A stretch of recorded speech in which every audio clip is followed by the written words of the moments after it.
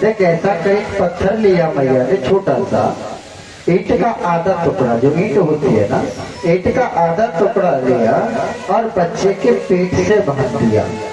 कहा कि बेटा इस ईंट के पत्थर के टुकड़े को जो मैंने पेट से बांधा है, तू ऐसा कर इसे पेट से बंधा रहने दे और गांव का एक चक्कर लगा के आ, तब मैं तुझे बताऊंगी कि तुझसे कितना प्यार करती हूँ। आज भैया वो बेटा जब उस पत्थर को पेट से बांध करके नगर में निकला, आधे रास्ते से ही वापस आ गया, हपाने लगा, पसीना देने लगा, आकर के गिर पड़ा, बेहोश हो गया, मोर्चा खुली। उसके बाद कहने लगा भैया तुमने तो मेरे पत्थर बांध दिया, मुझ पर तो चला नहीं गया, दुख हो रहा है, पीड़ा हो रही है। मैया ने कहा कि बेटा जब तो थोड़े से पत्थर को लेकर के गांव का आधा चक्कर भी नहीं लगा सका, अरे बेटा मैंने तो तुझे 9 महीने तक कोख में रख के पूरी दुनिया के चक्कर लगाए, और तू मुझसे पूछ रहा है कि मैं तुझसे कितना प्यार करती हूँ। बेटे के दिल में दर्द उठे वो तुमसे पहले रोती है, बेटे के दिल में दर्द उठे बेटे से पहले रोती है, और बेटे को सुला दे सूखे में वो खुद गीले में सोती है।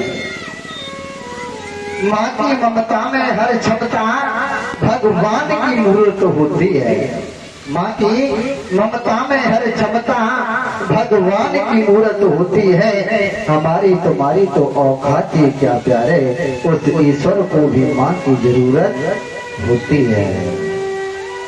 अगर ऐसी माँ को हम दुखाएं, उससे रुलाएं, पीड़ा दें, मारें, पीटें, तो प्यारे क्या गति होगी मैं कह नहीं सकता। इसलिए मेरा युवा भाइयों से कहना है, प्यारे कुछ सोचो, कुछ जीवन में चेतना जगाओ। जिस माँ ने कभी भी कोई फैशन नहीं किया, अरे अपने सौंदर्य का त्याग किया संतान के लिए, अपने खान पीने का त्याग किया संतान के लिए, कभी भी अपनी फरमाइश नहीं कर सके, जो भी मिला रूखा सूखा वो खा लिया, उसी से जीवन व्यतीत किया, और तुझे पाल पोस करके पढ़ाया लिखाया, तेरी सारी व्यवस्थाएं की। अगर तू उस माँ पर हाथ उठाता है या उस माँ के लिए गाली देता है, अरे कभी सोचा है कि वो तेरे मुंह पर तो नहीं कहती, लेकिन कोने में बैठ कर के कैसे रोती है, कैसे घुटती है वो माँ, कैसे अपने समय को व्यतीत करती है, कैसे रखती है वो अपने हृदय के अंदर उन प्राणों को, कि जिसके लिए मैंने इतना सब कुछ किया, उस माँ से मैं दारू पी करके गाली दे रहा हूँ, विलाप कर उस माँ को सता रहा हूँ। कभी सोच करके सोच बदले, जिस मैया ने इतना सब कुछ किया, विधवा होकर के भी न जाने कैसे कैसे तुझे पढ़ाया लिखाया, तुझे बड़ा किया, कैसे कैसे दुखों को सहन किया, और फिर भी तू उस माँ को मारता है, दुत्कारता है, क्या बीतती है उस माँ की दिल पर। जीवन में प्यारे कुछ भी करना, लेकिन मेरी एक बात ध्यान से सुन लेना श्रोताओ, कि कभी भी अपनी माँ के दिल को मत दुखाना, माँ को रुलाना मत, क्योंकि माँ यदि रो गई प्यारे, संसार में कोई तुम्हें सुख देने वाला नहीं है, कोई भी सुख देने वाला नहीं है।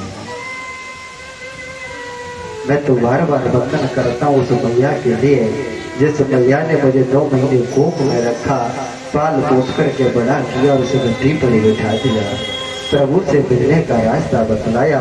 और यही अरदास करता हूँ गोविंद भगवान से कि हे प्रभु, मुझे जब भी तू जन्म दे इस मृत्यु लोक पर, तो ये माँ मुझे हर जन्म में मिलती रहे, हर जन्म में। यही श्रोताओं आपसे अरदास रहेगी। कथाएं कल्याण नहीं करती, कथाओं से जो शिक्षा मिलती है, केवल वो शिक्षाएं हमारा कल्याण करती हैं। कुछ लोग कहते हैं कि माँ बापों ने हमसे सलाह नहीं ली, यदि भागवत करवानी तो हमसे सलाह लेनी थी, पूछना था। कुतड़ कर रहे हैं, कलेश कर रहे हैं। रे भैया, माता पिता तुमसे आज्ञा नहीं, तुम्हें शर्म आनी चाहिए है? तुम्हें शर्म आनी चाहिए कि जिन माँ बापों ने गलत कदम नहीं उठाया, सत्संग का, कीर्तन का, भागवत का आयोजन किया है, कुछ गलत नहीं किया, और आप बुरा भला कहते हो। हर जगह देखा है, हमसे नहीं पूछा, ठीक नहीं है प्यारे, अच्छा नहीं है। चलो कोई कथा पर आते हैं अपने पर, क्योंकि कहते हैं श्रोता हो, यदि मानव चाहेगा तो सुनकर के थोड़े में ही अपना कल्याण कर लेगा, और जैसे अपने कल्याण का कोई ख्याल नहीं, चिंता नहीं, उसके लिए कितना भी ज्ञान देते रहो। सत सुधरई सत्संग के पाई, सत सुधर जाता लेकिन मूर्ख हृदय ना चेत। मूर्ख को कितना भी कहो, उसका हृदय कभी पिघल नहीं सकता, कभी चेत नहीं सकता। और मैं तो भगवान से यही कहूँगा कि हे गोविंद, मुझे नरक में जगह दे देना, लेकिन ऐसा दुष्ट, ऐसा कुकर्मी ना तो मुझे भाई देना, और ना मुझे पिता, ना मुझे बहन।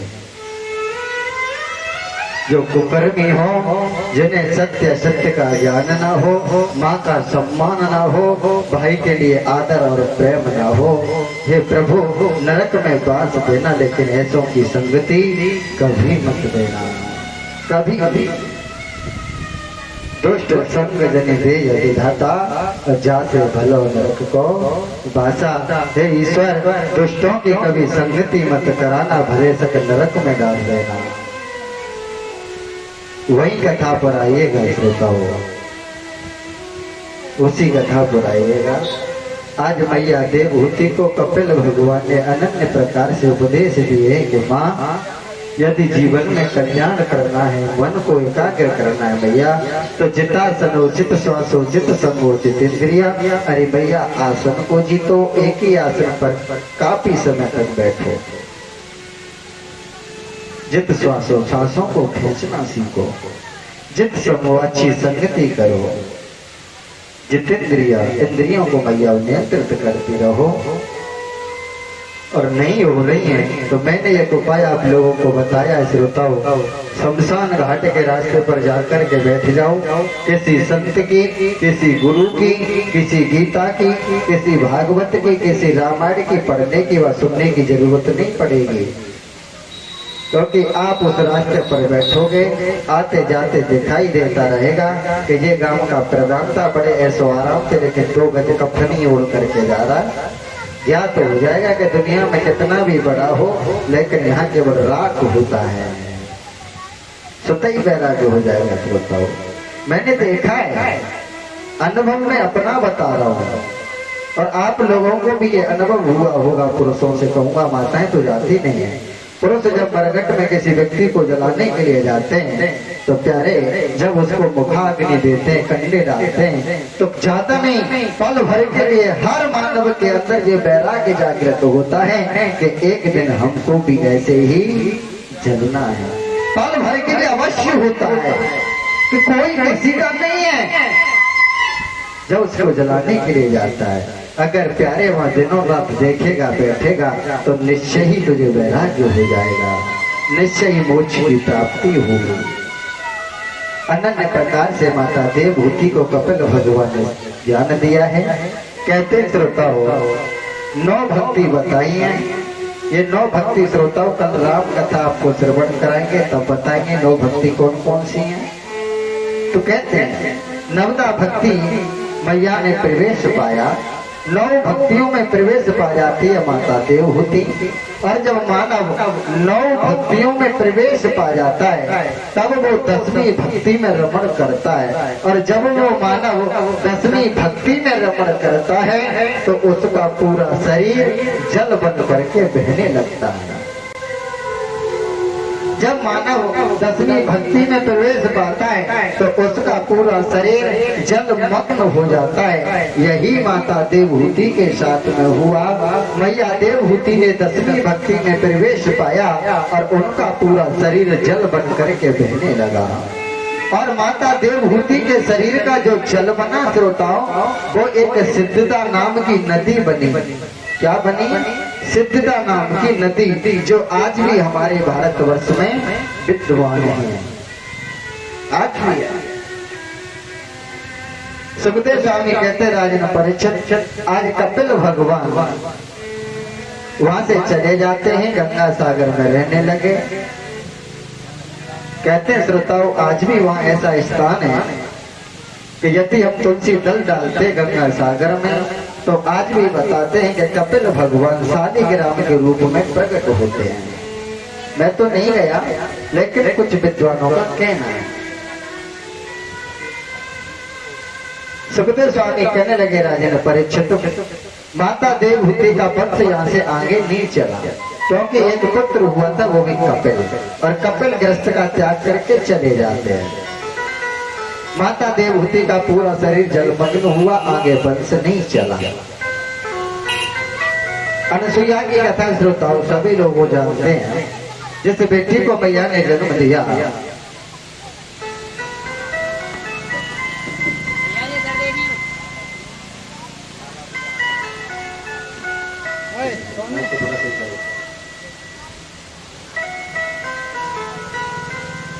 श्री हरि। श्रोता, इन्होंने जो स्वागत किया है ये भी हमारे गांव से, हमारे चाचा लगते हैं, गांव से हैं लेकिन हमारे चाचा लगते हैं। ये भी स्वागत करने के लिए पधारे हैं। हर माता पिता, हर भाई बंधु, नाते रिश्तेदार सबको प्रसन्नता होती है कि हमारा बालक व्यास गद्दी पर बैठा है, प्रवचन दे रहा है, ज्ञान गंगा बहा रहा है। हर कोई स्वागत सम्मान करने के लिए हर जगह पहुंचता है, क्योंकि हर माँ बाप, भाई बंधु सबको प्रसन्नता होती है जब किसी माँ का लाडला, किसी का भतीजा, किसी का बेटा जब भगवान की तरफ बढ़ता है। कहते हैं वही है। आज माता देवहूति का वंश आगे नहीं चला। सुखदेव स्वामी कहते राजन परीक्षित, माता देवहूति तीन बहनें थी, देवहूति, आकुति और प्रसूति। देवहूति की कथा मैंने आपको श्रवण कराई है। आकुति का विवाह रुचि प्रजापति के साथ हुआ और प्रसूति का विवाह राजा दक्ष के साथ हुआ। तीन बहनें थी, देवहूति, आकुति, प्रसूति। मनु महाराज की तीन कन्याएं थी। देवहूति की कथा आप लोगों ने श्रवण की। सुखदेव स्वामी कहते राजा परीक्षित, माता देवहूति तीन बहनें थी, देवहूति, आकुति और प्रसूति। आकुति का विवाह रुचि प्रजापति के साथ में हुआ और प्रसूति का विवाह दक्ष प्रजापति के साथ में हुआ। कहते हैं श्रोताओं, ये प्रसूति दक्ष प्रजापति को जो ब्याई गई थी, इन्हीं के यहाँ महारानी सती का पदार्पण हुआ था। इन्हीं दक्ष के यहाँ, इन्हीं प्रसूति के यहाँ महारानी सती का प्रागट्य हुआ। उन्हीं महारानी सती का, जो महारानी सती भगवान शंकर को ब्याई गई थी। राजा परीक्षित ने कहा, गुरुदेव मैं इस कथा को भी विस्तार से सुनना चाहता हूँ, मुझे इस कथा को भी विस्तार से सुनाओ। सुखदेव स्वामी कहते राजा परीक्षित, जो प्रसूति नाम की कन्या थी दक्ष प्रजापति को ब्याई गई और इन्हीं दक्ष प्रजापति और प्रसूति के यहाँ महारानी सती का पदार्पण हुआ और इन्हीं महारानी सती का विवाह भगवान शंकर के साथ में हुआ, जो कैलाश पर्वत पर निवास करते हैं। लेकिन पति की आज्ञा का अनादर करने की वजह से महारानी सती को हवन कुंड में देह का त्याग करना पड़ा, पति की आज्ञा का अपमान करने से। बोले महाराज, ये कथा मुझे विस्तार से श्रवण कराओ, इन्होंने अपने पति का अपमान क्यों किया, कब किया और कैसे किया। भगवान शंकर वैराग्य की पत्नी होकर के भी पति का अपमान, महारानी सती होकर के भी,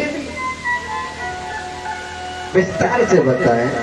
तो सुखदेव स्वामी कहते राजन परीक्षित, जब महारानी सती का विवाह भगवान शंकर के साथ में हो जाता है तो भगवान शंकर तो प्रभु का चिंतन, मनन, स्मरण, ध्यान, समाधि में ही लगे रहते हैं, क्योंकि वो जानते हैं तो ये तन केवल जो मिला है वो प्रभु का भजन करने के लिए मिला है। सबकर मत खर्ग नायक एहा और भजिए राम सब पंकज नेहा। कहने का भाव ये देह जो मिली है ये केवल प्रभु का चिंतन करने के लिए मिली है, प्रभु की प्राप्ति के लिए मिली है। भगवान शिव जहाँ भी भगवान की कथा होती है, सत्संग होता है, भगवान शिव वहीं जाते हैं। आज सुखदेव स्वामी कहते हैं राजेंद्र परीक्षित, त्रेता युग का समय था और त्रेता युग के समय में भगवान शिव महारानी सती को लेकर के अगस्त ऋषि के आश्रम पर जाते हैं। एक बार त्रेता युग में ही और सबको गए कुंभज से पाए। ये अगस्त ऋषि कुंभज यानी कि ये घड़े से पैदा हुए, इसलिए इनका एक नाम और कुंभज। ये घड़े से पैदा हुए तो कहते हैं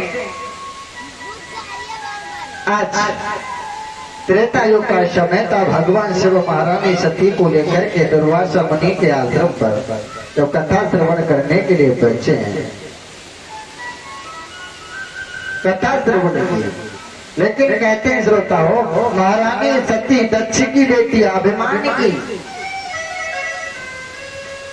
भगवान शिव को देख करके आज ऋषि ने वंदन किया, प्रणाम किया। महारानी सती ने सोचा अरे जो पहले से हमको वंदन कर रहा है, प्रणाम कर रहा है, वो हमें क्या ज्ञान देगा, वो हमें क्या कथा सुनाएगा। अभिमान आ गया। जो हमें प्रणाम कर रहा है वो हमें क्या ज्ञान दे सकता है, क्या कथा सुना सकता है। महारानी सती पति के साथ बैठी तो रही, लेकिन कथा में मन नहीं लगा। और जब कथा सुनकर के कुछ समय के पश्चात भगवान शिव चलने लगे हैं। संग सती जग जननी भगवान। कहते हैं श्रोताओं, जब सती भगवान शिव के साथ कथा सुनने के लिए आई है तो तुलसीदास बाबा ने लिखा है कि संग सती जग जननी भवानी, यानी कि जननी कहा है सती को। और जब सती जी कथा नहीं सुनती है, मन नहीं लगाया और लौट करके जब चली है तो तुलसीदास बाबा ने दक्ष कुमारी कहा है। दक्ष कुमारी, दक्ष कहते हैं अभिमान को, यानी ये अभिमान की बेटी है। आज महारानी सती भगवान शिव कथा सुन करके कैलाश पर्वत के लिए प्रस्थान कर जाते हैं। भगवान शंकर मनी मन विचार कर रहे हैं कि जिस प्रभु की कथा में सुनकर के आ रहा हूँ, कैसे भी करके उस परमात्मा के मुझे दर्शन हो जाए। हृदय विचारत जात हरि केई विधि दर्शन होए। आज हृदय में विचार करते हुए जा रहे हैं कि ऐसा क्या करूं जिससे मुझे प्रभु राम के दर्शन हो जाए, क्या करूं। चलते हुए जा रहे हैं, लेकिन आगे बढ़ने लगे तो सबको समय ही राम ही देखा। यानी कि चलते चलते जैसे भगवान शंकर ने नीचे की ओर दृष्टि डाली तो भगवान शिव ने देखा कि राम सीता की खोज कर रहे कि हे खग मृग ए मधुकर श्रेणी, और तुम देखी सीता मृग नैनी। सबको समय ही राम ही देखा। उसी समय आज दृष्टि पड़ी शिव की भगवान राम पर, तो आज हृदय में बड़ा उल्लास हुआ, प्रसन्नता हुई और झुक करके प्रणाम किया दूर से ही। क्योंकि शिव जानते हैं कि प्रभु राम मेरे इष्ट लीला कर रहे हैं, अगर मैं पास जाऊंगा तो लीला में विक्षेप होगा। दूर से ही झुक करके वंदन किया, प्रणाम किया। और जैसे महारानी सती ने देखा कि भगवान शिव प्रणाम कर रहे, वंदन कर रहे हैं, मन में संशय उत्पन्न हो गया। कहने लगी बोले भगवान आखिर ये तुम कौन है जिनको तुम प्रणाम कर रहे हो, वंदन कर रहे हो। मैंने सुना है कि तुम्हारा आदि अंत मध्य नहीं है, तुम ब्रह्म हो, तुम्हें दुनिया पूजती है, और तुम आज किसको वंदन कर रहे हो? ये कौन है आखिर, ये तुमसे बड़ा कौन है? मैंने तो सुना है कि तुमसे बड़ा इस ब्रह्मांड में, इस दुनिया में कोई है ही नहीं, और फिर भी तुम इनको प्रणाम कर रहे हो। प्रभु आखिर मुझे बताओ ये कौन है? भगवान शिव कहने लगे देवी तुम रोजाना पूछती थी ना कि तुम दिन और रात समाधि में किसका चिंतन करते हो, किसका मनन करते हो है? हे देवी सोई मम इष्ट देव रघुबीरा और सेवत जाय सदा मुनि धीरा। हे देवी सोई मम इष्ट देव रघुबीरा, हरि देवी ये मेरे इष्ट प्रभु राम है जिनको बड़े बड़े ऋषि मुनि जन ध्यान में समाधि लगा करके दर्शन करते हैं। सेवत जाए सदा मुनि धीरा, जिनका चिंतन सदा ऋषि मुनि करते हैं, जन्म जन्म मुनि यत्न कराएं, जिस प्रभु की प्राप्ति के लिए मुनि जन्म जन्म तक तपस्या करते हैं। सोई मम इष्ट देव रघुबीरा, ये वही मेरा इष्ट राम है। बोले क्या कह रहे हो प्रभु? राम इष्ट परमात्मा। बोले हाँ। बोले प्रभु ये राम है, इष्ट है, ब्रह्म है, आखिर ये वन में क्यों भ्रमण कर रहे? बोले देवी इनकी सीता का हरण रावण कर ले गया है, आज प्रभु राम सीता की खोज कर रहे हैं। आज सती का माता ठनक गया है? कह रहे हैं कि ये ब्रह्म है, राम है, परमात्मा है और पत्नी का हरण कर ले गया रावण। यदि ये ब्रह्म है, परमात्मा है तो मानव जैसी लीला क्यों कर रहा है? पल भर में चला जाए और जाकर के रावण को मार करके सीता लेके आ जाए। ये तो मानवों की तरह रुदन कर रहा है। और प्रभु तुम कह रहे हो कि ये ब्रह्म है। अरे भैया यदि कहूँ मानव की स्त्री कहीं चली जाती है तो मानव से पूछता है कि तूने मेरी पत्नी को देखा है क्या? मानव से पूछता है। अरे ये तो मुझे मानव भी नजर नहीं आ रहे। बोले क्यों?